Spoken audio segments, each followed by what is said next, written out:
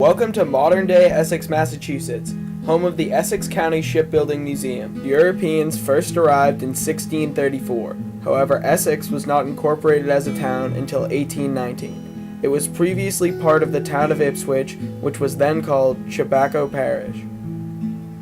When Essex was first settled, the people realized the land was poor for farming because of the rocky soil.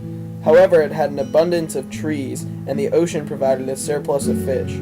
Putting these three together, the settlers realized Essex was a perfect spot for fishing and shipbuilding.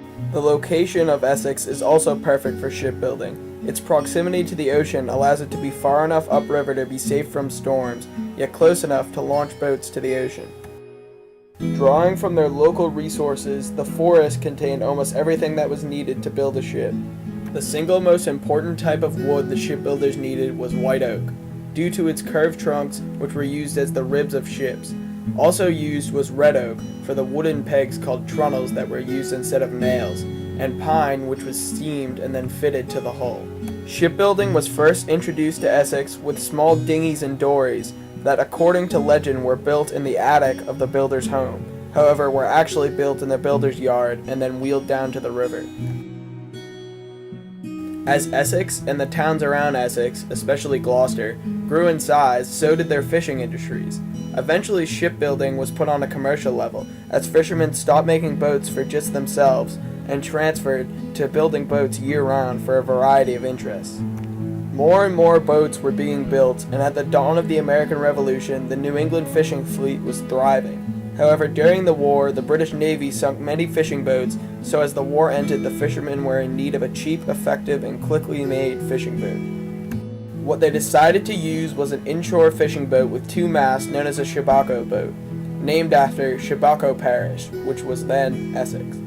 It was used by the fishermen of Essex in the late 1600s and continues to be built to this day. Some of the last wooden sailboats to be sold to fishermen from Essex shipbuilders were in the 1920s and 30s, as metal and other materials became more prominent in boat building. However, captains who valued the craftsmanship and durability of the wooden boats continued to buy them, but by the late 1960s, the Essex shipbuilding trade was all but lost. In 1998, the Essex Shipbuilding Museum commissioned the building of a brand new shibako boat. Built by Harold Burnham and a dedicated group of volunteers, they used traditional building techniques because it both cut cost and created a better quality boat. The boat was named after a famous shipbuilder and historian from Essex, Lewis H. Story, who was born in 1873 and died in 1948. Today, the Lewis H. Story resides in Essex and is owned and operated by the Essex Shipbuilding Museum, which gives interactive tours during the spring, summer, and fall.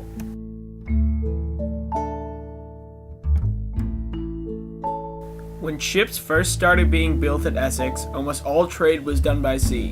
Not surprisingly, ships were in high demand, which created many job opportunities. Workers in the shipyards made the same money or less as other trades, so why did they do it? Anyone who worked at the shipyard got to take as much wood as they wanted. With the cold New England winters, having free wood was almost like not paying to heat your house.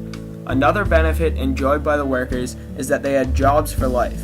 In other trades, when you became too old, you could no longer work. However, building ships requires more than just muscle, so as workers got older, they dealt with more skilled tasks. After more than 300 years, Essex is still producing wooden ships. It's built over 4,000 two-masted wooden vessels, more than anywhere else in the world ever. It was because of the hard work and determination of generations of shipbuilders that has kept Essex and its history alive.